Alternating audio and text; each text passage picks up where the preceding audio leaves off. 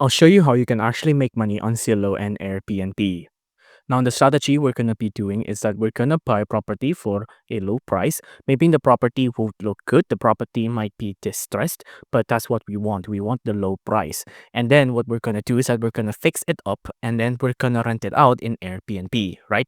So, for example, here on Zillow, I want to find a home in California, for example. See, in California, right?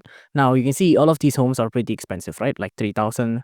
This is $3 million. This is $3 million. $169,000. Now it depends on what you mean by cheap, but for me, I'll just limit it to a maximum of $100,000. That for me is cheap in quotation mark, especially for properties, right? So for example here, probably not something like this because this home is probably unsavable in my opinion. But you can see if we find other ones here, like for example, this one, 95,000, this one is 79,000, this one is 95, this one is 60,000. Let's take a look at this one. It's 60,000, right? Now 60,000 here, you can see it's pretty good. It probably doesn't need a lot of fixing up. All you have to do is maybe give it a little bit of a touch up.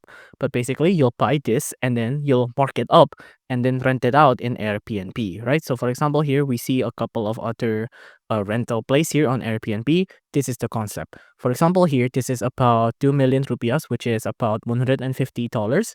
Now, it's $150 per night, right? So the owner probably bought it at around probably 50,000 or 60,000, right? Now, that's the way we're gonna make our money back. We buy something for a low price, fix it up, and then rent it out to Airbnb. And you can see on the Airbnb version here, you can see the property is really nice looking. This probably wasn't what it looks like when the owner bought it. And because of how nice it looks, it gets a ton of reviews and it gets a ton of guests. If you enjoyed this video, please do consider liking and subscribing.